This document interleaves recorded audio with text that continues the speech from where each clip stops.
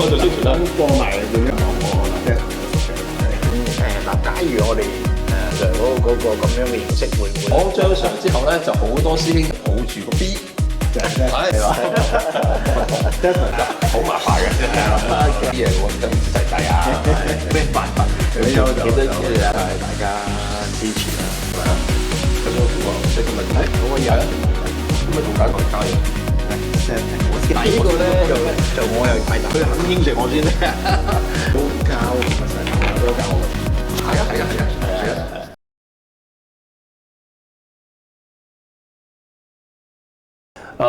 Today with us is Brother Dennis. He is the top guy in the Lasallian family in Hong Kong. And besides Brother Dennis, we have graduates from class 71, Yes. 2001, and me, I'm from 88. Right. Actually, we have some nice chat, coffee and cake, with Brother Dennis a few weeks ago. And wow, that is very interesting chat, a very nice chat. And we have the idea to bring that into a video today to share with all of you. So let's get started. Just very casual, no pre-existing question or whatever. Maybe Calvin, you were not here last time. Maybe start from you. Okay. What comes into my mind now with Brother Dennis here? Of course. Well, Brother Dennis, I've known him for quite some time now.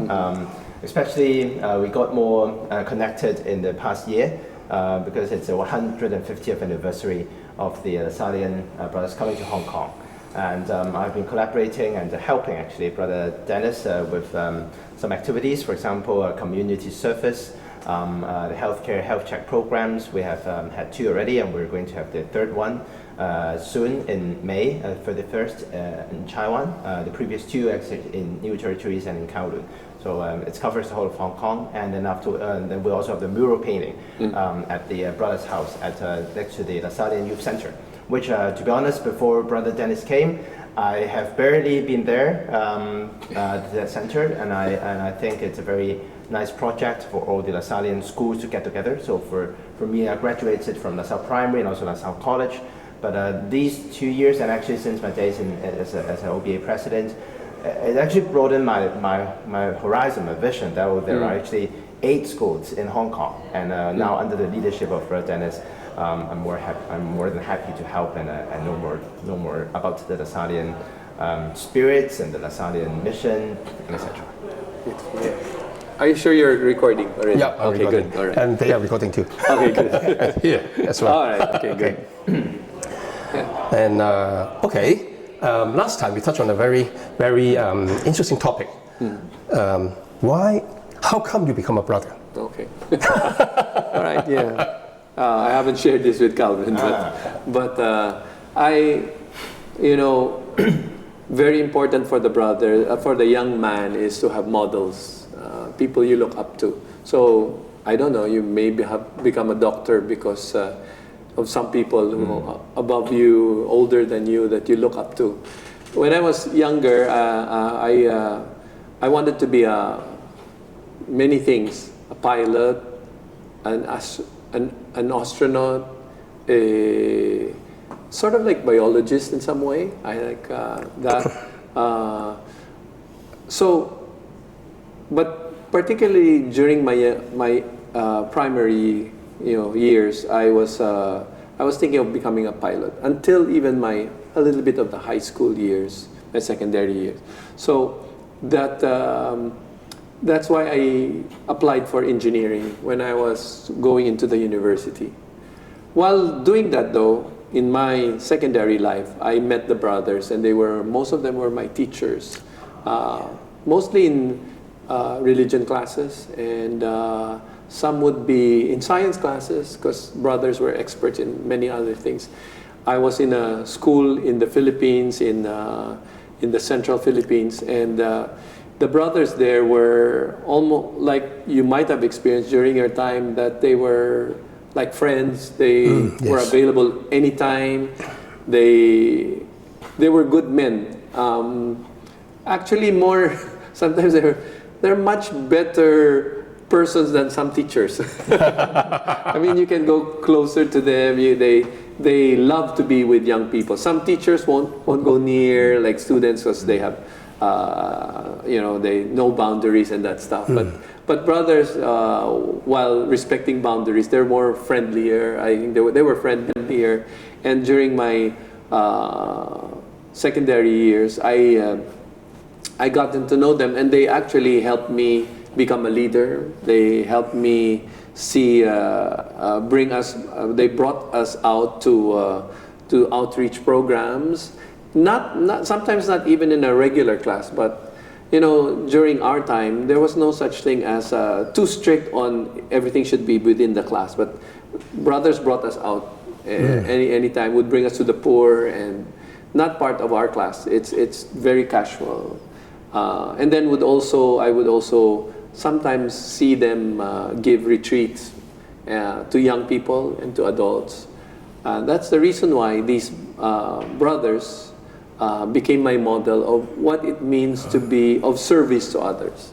But during the time, I was like really not thinking of doing that. I mean, to be a brother, and then also you can still serve when you're not a brother. But then my friends, two other friends of mine, lived in with the brothers. That means we had an opportunity to stay with the brothers for about few days.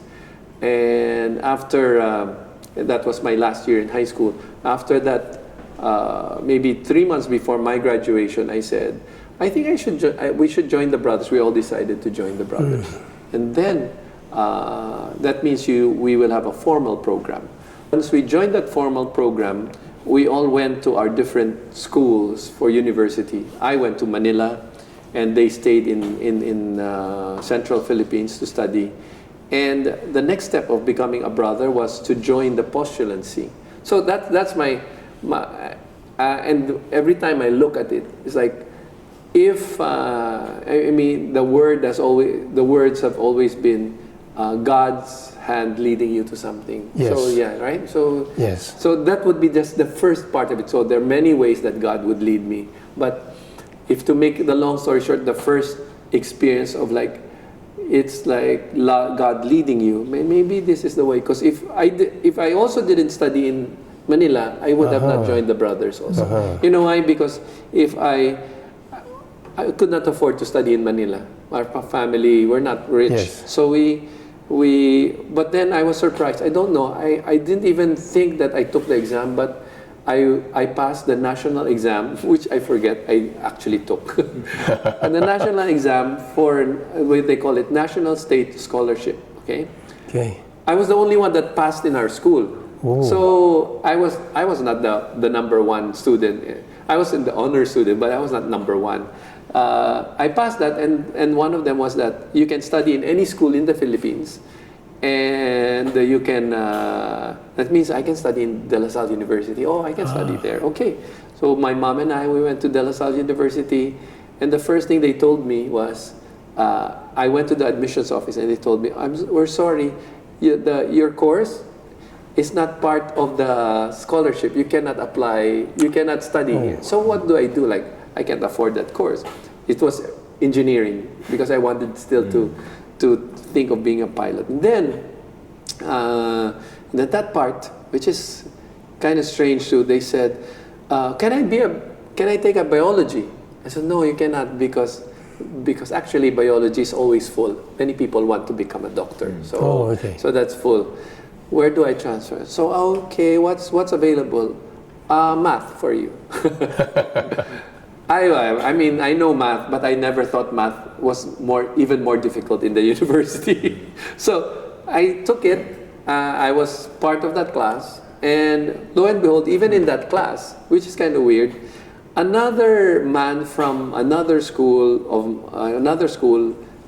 from LaSalle Green Hills was also becoming a brother. So we were actually in the same class. I never met him before, but we're in the same class. Wow, the Lord is trying to tell me that this is the kind of life I want to live. So once I joined the brothers, the postulancy, and then the aspirancy, and then the postulancy, it has always been like this is the kind of life I want to live. In fact, I even said, I want to become a brother as fast as I can. So, so that's how the story started, basically.